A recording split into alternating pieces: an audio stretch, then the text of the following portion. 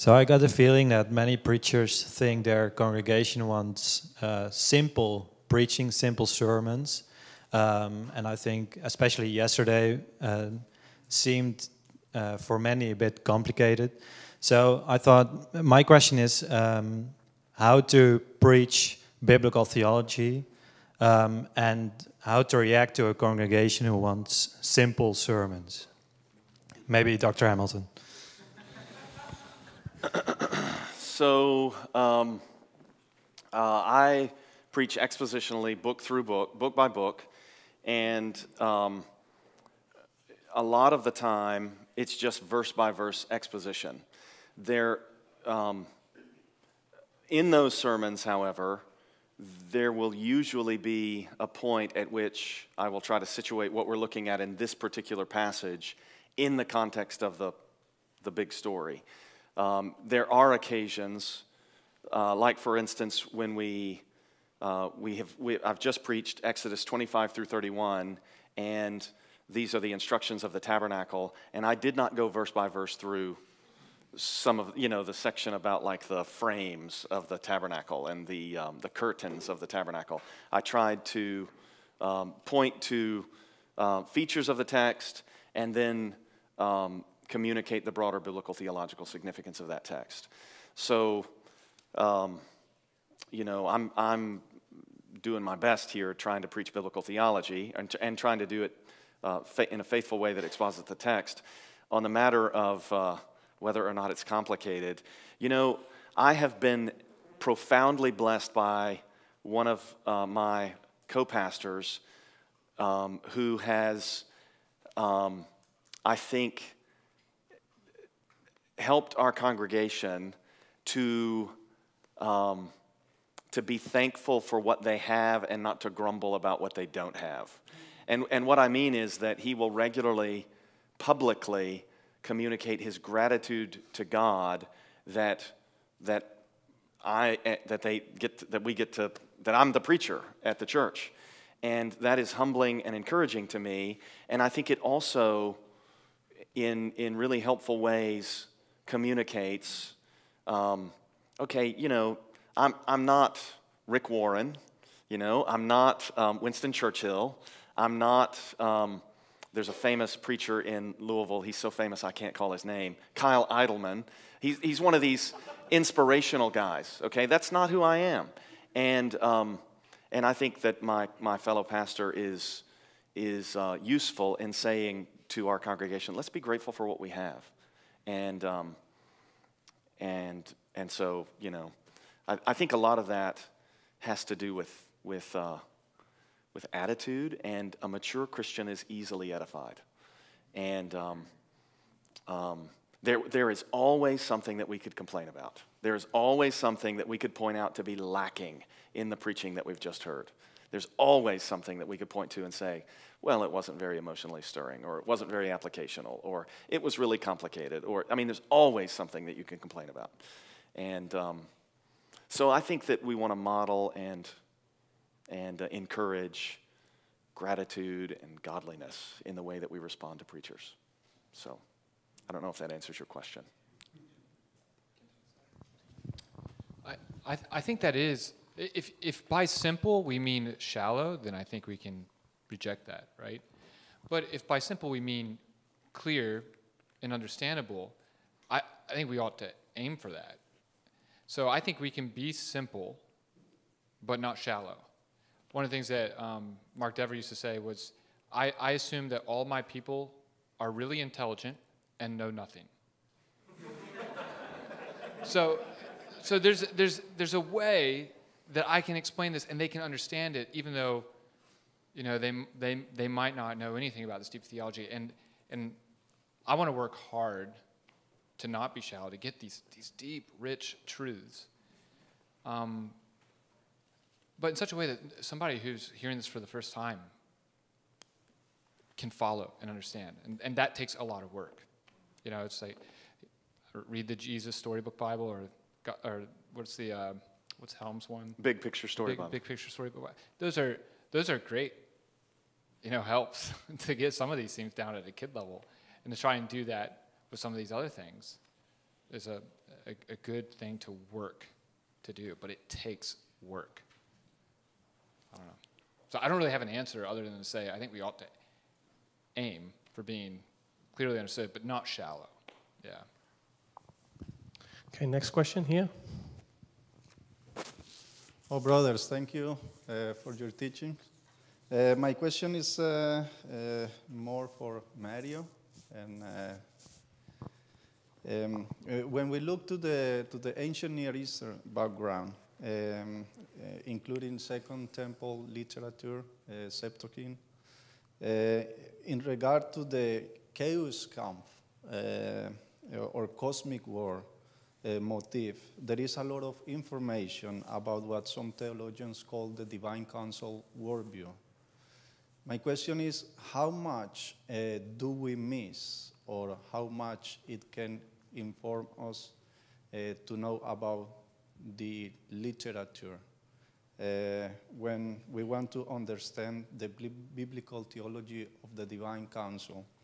And for example, to interpret the book of Revelation or Daniel, where we find so much spiritual warfare or divine council motif. Yeah, thank you for the question. Maybe to say one thing before I try to answer the question. So I believe in the clarity of Scripture for all believers. By that I mean that everything that we need to know for godliness is revealed and clear in the Scriptures, if you have the ancient Eastern context or not. The Scriptures are sufficient for us to equip us for godliness.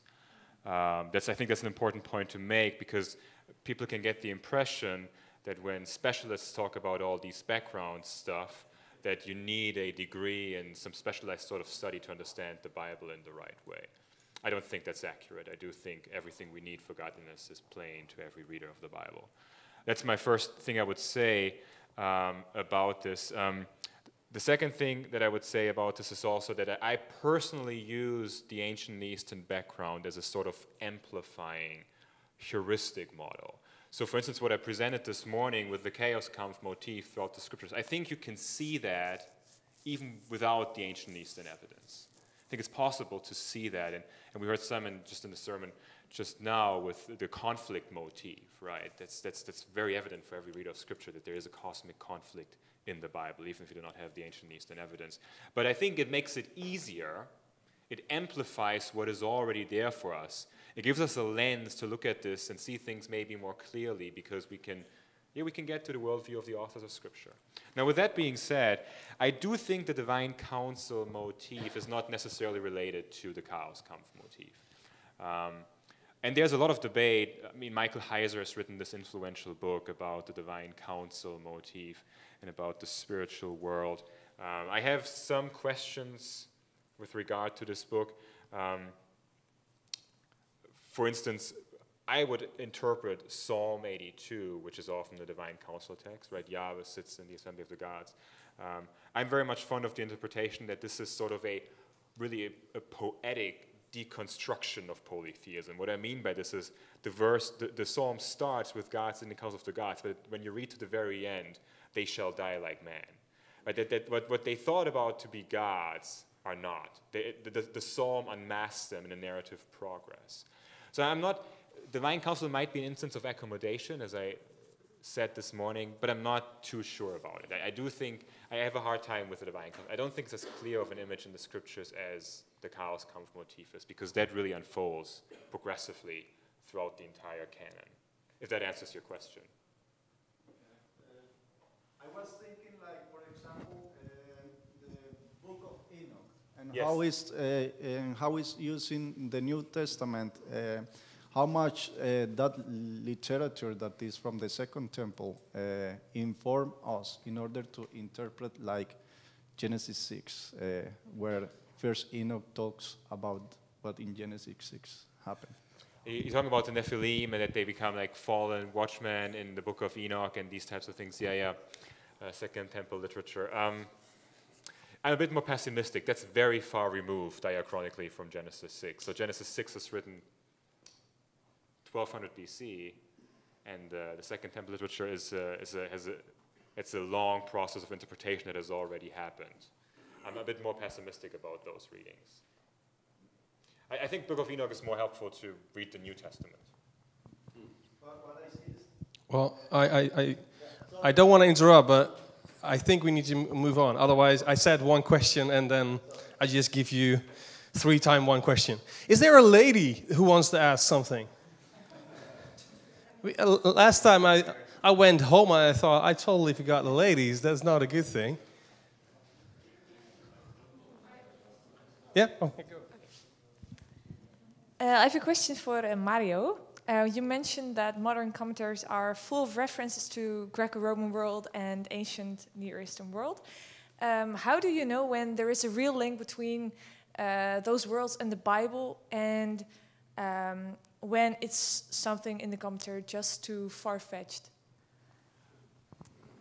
Oh, when there's a real link. Is that what you said? When there's a real link between the Bible and those worlds? Oh, okay. Yeah, how do you know? Sounds like a good question. So there's the person I studied under for my PhD. He has kind of these 4 guidelines that he always proposed that we should look at. He calls them the measurements of propinquity. Propinquity means nearness. And he says you should look at 4 things. The first is there temporal propinquity? So that means, is those texts that the authors reference from the Greco-Roman or the ancient Eastern world, are they somewhat from the same time period that the biblical text was written, right? Second thing is a geographical propinquity. Are those from the same area? So you couldn't compare, I don't know, Genesis 12 to a text that was written somewhere in the Pacific Ocean at the same time period, right? It's just too far away. It's very unlikely that there's any influence. Is there cultural propinquity? So is the culture somewhat related to Israel's culture? And then the most important one, do the contexts of both passages amplify each other? Like, is there really this moment of amplification? Does it really help to read the Bible? Does it really make sense? Like, does it really open up something? And you will feel that when you read this. You're like, oh, okay, now I understand. If it doesn't do that, it's very likely not related.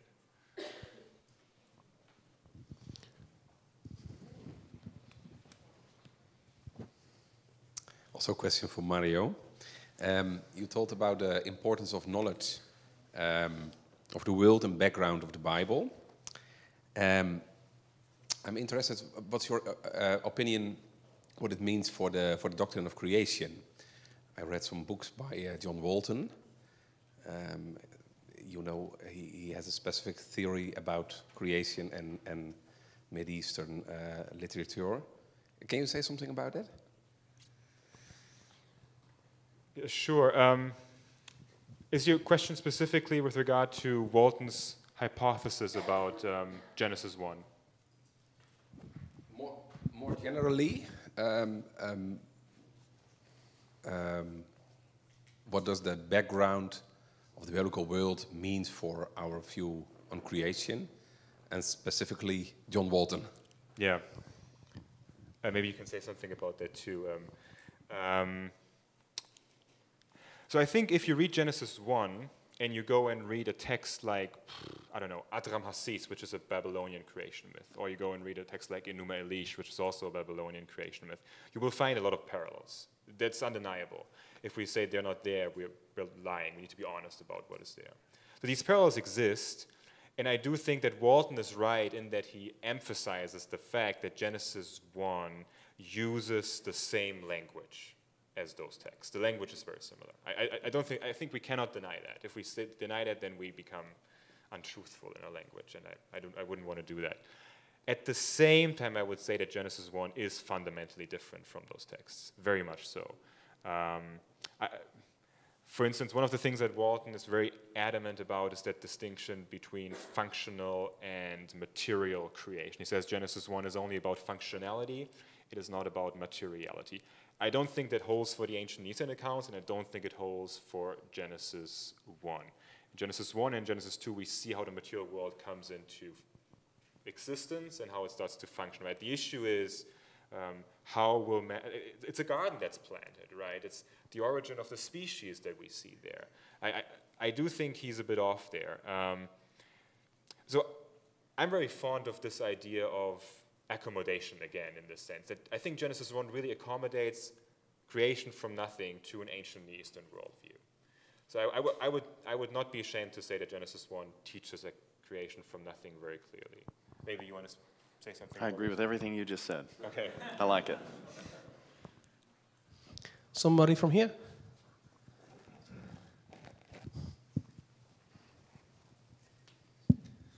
Yeah, I have a question about accommodation theory. Once I wrote a paper about God's immutability, and some people say, like Calvin, that this is also a way of God adjusting His message, of revealing Himself in terms of that we can understand it. So my question is, where's the division line between accommodation and some real knowledge? I don't know if you get my question. So, can we really know things about God if He is adjusting His... to apply this to creation, for example, we can also say, this is God accommodating that message in terms of words or knowledge of that time. How can I divide between accommodation and real knowledge? You're asking the question of my life.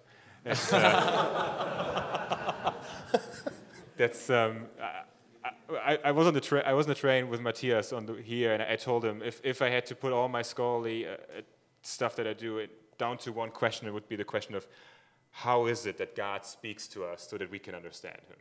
Like, this really is the question of my life, right? How is that possible? And accommodation plays a huge role in this. And I'm thankful for the question.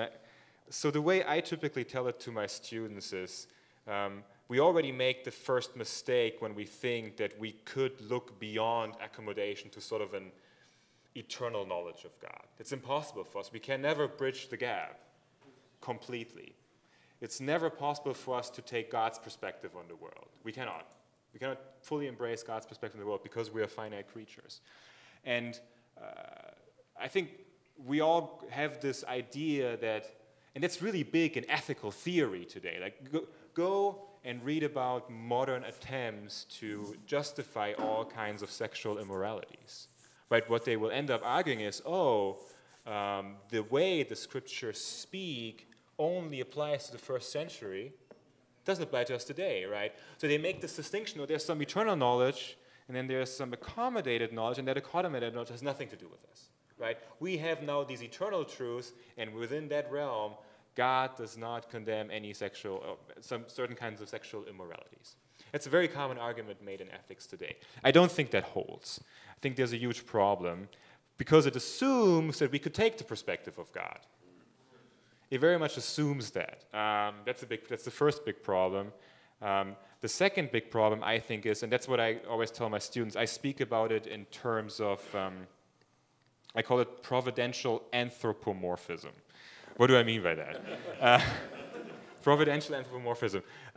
One of your Dutch theologians, Herman Bavinck, he has a beautiful section on accommodation and anthropomorphism in his second volume of his Reformed Dogmatics, where he kind of says, God has names, right? He reveals himself to us with certain names. He's love. He is El Shaddai. He has all these names with which he reveals himself to us. And Bavinck says, so are these names just arbitrary? But are they just arbitrary? Are they just are they just the accident of time? Because that's just how people envision God at those very periods of time. He says, no, they're not. They reveal truths about God because this is how God chooses to portray himself to us. Because God is the one who accommodates himself, right? We're not accommodating God, but God accommodates himself to us. And I would hold that God, in his providence, and I think the doctrine of providence is very uncontroversial among Christians, has guided the beliefs and the history of the world in such a way as to bring his own self-revelation in just such a time that it would accurately reflect, even though it is accommodated, it would accurately reflect who he is for his people. So I don't think we need to go both either way. We can say it is accommodated and it is accurate knowledge of who God is. That's what I would hold. Yeah. Thank you. Here in the middle, you were first, I think. I have a question about the Psalms teaching that we had in the morning. Would you it's a very could be a yes and no answer, but would you suggest to read the Psalms without chapter divisions, or do you think that they are useful there? Well, I think that there are natural literary units that reflect the chapters, and so I would want people to read the literary structure, let's say, of Psalm 9, and even though Psalm 10 doesn't have a superscription, many psalms will have superscriptions that will mark the beginning point of the psalm.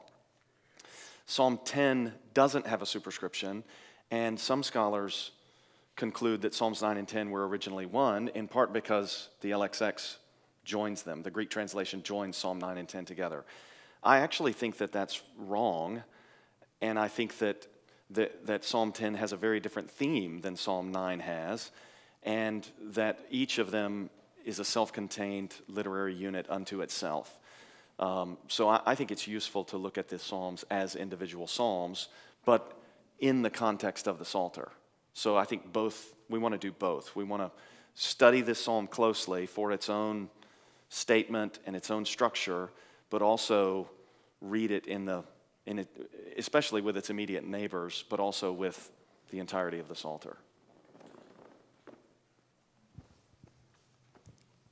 Okay, thank you.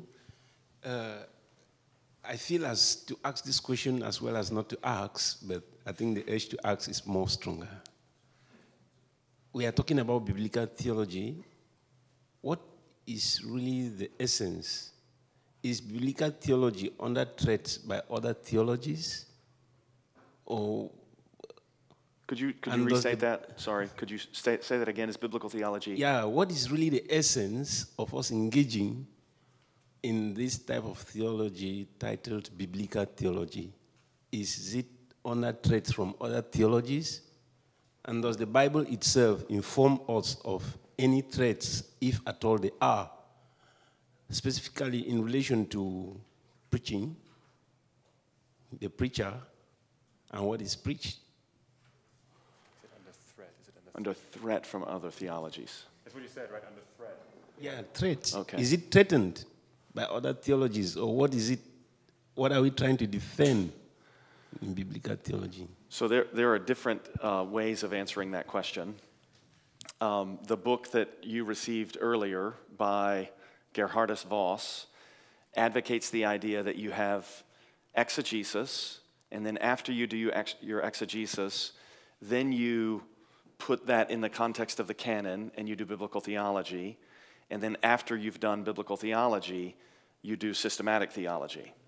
And this would be a sort of step-by-step process, and that view has led many people to speak of biblical theology as a bridge discipline that bridges between your exegesis and your systematic theologizing.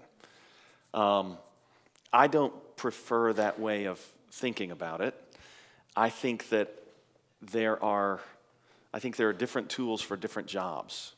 So I think it's better to think, so this is just my personal preference, and some people will agree with me, some people won't. If you take Voss's view, that's fine. I mean, you know, who's monitoring these things? Nobody's giving you a grade for this, at least not that I know of. I guess your grade is the evaluation of your life, you know. So I think it's better to think of these approaches as different tools for different questions that arise as we deal with life. So there are going to be occasions when we are confronted with a very systematic theological question. Is God a Trinity? Does Christ have two natures? And when we're confronted with a systematic theological question, I think we need to give a systematic theological answer.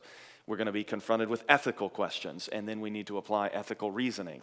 And then there are going to be times when we need to put a text into its sort of ideological context, and we need to understand the ideology, the worldview, the perspective that the authors of the texts are assuming as they write, and that is when we're, I think, trying to do biblical theology. So I think biblical theology should inform exegesis. I don't think it's a first you do exegesis, then you do biblical theology, because in many cases, I think if you haven't done biblical theology and then you go do exegesis, you're going to come up with narrow and potentially mistaken answers to the questions you're asking about the text. So, yeah, I think the other problem with the bridge idea too is that systematic, correct me if I'm wrong, it seems like systematic theology and biblical theology speak to one another or almost feed one another like a loop. So our doctrine of the Word of God is a systematic that actually informs the way we read the Bible, allowing us to do biblical theology. But as we do biblical theology, we're gonna develop systematic ideas about God, which then inform us. So just to comment on the bridge idea seems problematic, and for that reason too, it's hard to distinguish. yeah. They're certainly not opposed to one another. Yeah. Yeah. Okay, here to the left. 2, next to you. Yeah, I have a question for Jim. So you talked about the curse that the woman receives and about how her husband will rule over her. Some people will argue that, when Paul speaks of a man and women in the church, they'll argue that because the curse was after the fall, that now in the new covenant, there are no distinction in gender roles anymore. That was something after the fall. Now everyone has the same role in the church because we're restored to our original place. Could you speak to that issue? Sure. I think that the problem with those kinds of arguments is that the grounding that Paul gives in both 1 Timothy 2 and in 1 Corinthians 11 it appeals to the pre-fall created order. So for instance, in 1 Corinthians 11, Paul says, for the man was not created for the woman, but the woman for the man. And he's appealing to this gender hierarchy, and he's basing it in the fact that the Lord said, I will make a helper fit for him. And that's obviously in Genesis 2, prior to the entrance of sin. And then in 1 Timothy, he says, I do not permit a woman to teach or exercise authority over a man. And then when he gives his explanation, he doesn't say something like, because God spoke words of judgment over the woman, he speaks to the situation that pertains to the creation of the man and the woman prior to the entrance of sin into the world. And so I think that establishes these hierarchies in relationships as aspects of the pre-fall created order. And I think Paul is basing his argument on that. Maybe just to say one thing about this as well. I think the Achilles heel of this argument is that the same Paul who gives these people a hermeneutic for saying in Christ everything's equal is the same Paul who says man should have that authority over women. Like he himself doesn't pull this hermeneutic through. Why should we? What should we think Paul's thoughts better than him? It's just that I think that's the big Achilles heel of this argument.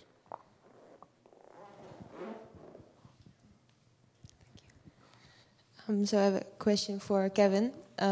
You described the depth of the story of Absalom and of Song of Songs, and how the bigger picture shows a whole different storyline than you could see at first. My question is, how important, or what is the importance of the zoomed-in story before you look at, or after you look at the big picture? Well, the big picture is what helps inform that zoom-in story. So if you go back to the illustration of sort of having your nose right up to the painting, it's very difficult to tell what you're looking at until you back up and read it in light of its whole. Now I can actually see that detail for what it is, zoomed up. And hopefully, in some ways like I did yesterday in Exodus 4, is there's a lot of zoom up commentary in terms of what's happening with Moses and his excuses going on there. But in the larger picture, God is sending him as a deliverer of his people. And so ultimately where we get with Moses' excuses is that when God delivers his people, it's clearly not because of Moses. It's because God has done this. So all those excuses, the zoomed up story, those are important because they're actually highlighting Moses' weaknesses and inability to do this, so to speak. And yet God gets to answer each one of those excuses zoomed up in ways that declare his self-sufficiency so that we can know ultimately when Moses delivers, it's God who's delivering. Does that help? Yeah. Last question, yeah.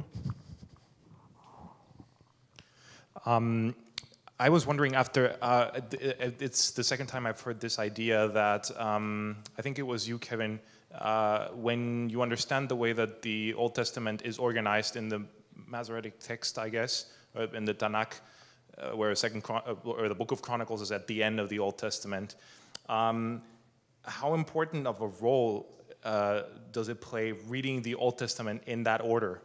And whether there's English editions, or I suppose the Masoretic text is ordered like that, that one could use to read the Bible, especially the Old Testament, in that order, to come to insights about patterns and types and so on.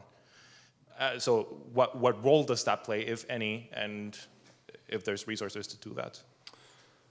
Somebody's publishing an English translation with the Old Testament in the Tanakh order. I can't remember who it is. Robert Alter. Well, okay, so Robert Alter, his translation of the Old Testament, but there's also a major translation. CSB, yeah, okay, so Broadman and Holman is putting out a copy of the CSB with the books in the Tanakh order, Law, Prophets, and Writings. Should we do that? I beg your pardon? Should we do that? I have pled with Crossway that they do that. I've begged them to do that. And they have taken it to their publishing committee, and they have discussed it, and I think they've decided they don't want to go to the trouble. They don't think it's worth the money. They don't think they'll make enough money. So they've decided not to do it. Either that, or it's just not something that Lane Dennis, maybe for personal reasons, wants to do. I don't know. I wasn't in the meetings. All I know is they said we're not going to do that right now. So, but I think, my view, not everybody agrees with me, my view is that Luke 24 indicates that Jesus mentally organized the books of the Old Testament in this way. And my question is, if we're followers of Jesus, don't we want to think about the Old Testament the way that he did? And why would we want to think about it some other way? And if he is assuming this order in Luke 24 and in the statement about the blood of all the martyrs from Abel to Zechariah, it would seem that this order would help us to understand things that he says. So why would we want to invent an order around the time of the printing press that then becomes normative because it gets, incorporated at that time with all the new Bibles that are being published? In other words, this order has no foundation in antiquity. It's not the order that you find in the Greek translations of the Old Testament. Those codices that contain the entirety of the Old Testament in Greek put the books in a different order from the one that's in our English translations. So why would we want to follow this order? Well, because it makes logical sense to Western people. I don't think that's a very good answer. Or because all of our publishers have already assumed this order and all the indexes of our books are this way and all of our Bible software is assuming this order. Again, that's just convenience for us. I don't think that really helps us understand the scriptures.